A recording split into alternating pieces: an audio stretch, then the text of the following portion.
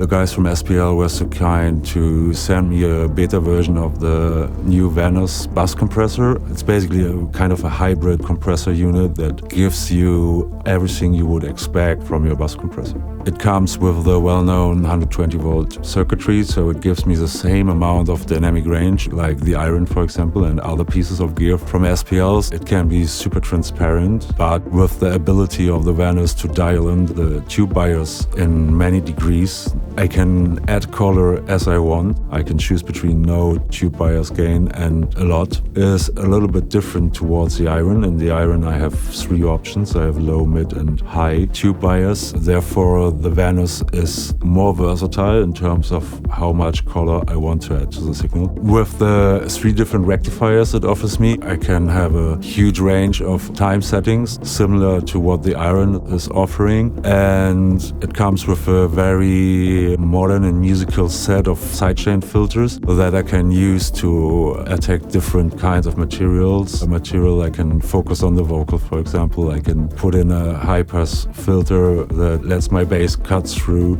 I have another filter that is labeled punch, so if I want to have punchy drums, I would maybe choose this sidechain filter. And also it has the ability to use an external sidechain, and an awesome feature that you have a send and return on the back, so I can insert other devices of my chain. I have the Venos connected to my Hermes mastering router, so I can of course choose the position in the chain. I often choose it in the beginning of my chain because it really glues the song together in a way. With the input and output stages, I am able to adjust the drive and the volume I want to go into the device and out of the device very precisely. It is a stereo compressor, not dual mono, that has the advantage that I only have to adjust one threshold and one setting for both channels. That makes it quicker to use. So it's a very intuitive device, a very quick to dial in device, and it's a very great sounding device, and it has definitely different sound and a different characteristic than the Iron.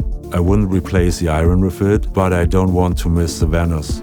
Every SPL gear can be very transparent, very neutral. It does what a compressor has to do. It compresses the signal, brings the sound together, but it can be very punchy. It can have a very characteristic color as soon as you dial in the bias. You can definitely hear it in your chain when you turn it on and off. It's obviously giving something that has a specific characteristic. It's fast. I tried the different rectifier settings. I tried the timings. It can be very reactive, very fast, and it can be very smooth. 3 different rectifiers of the Venos give me a huge range of attack and release settings and characteristics. It's basically 3 compressors in one. You immediately know which rectifier is the right one for the job you want to be done. It makes it a super versatile device. I can even think about it for my vocal chain. I can think about it for my drum bus. I can think about it on the mastering. Combined with the filters, I can focus on specific spots in a full master in a song that I just want to address using that compressor. For example, if the lead vocal gets too loud in the chorus, I can dial it in a way that it's only addressing that loud vocal parts in the mid-range. Or I can create a pumping effect if I wanted to. And this makes it probably one of the most versatile bus compressors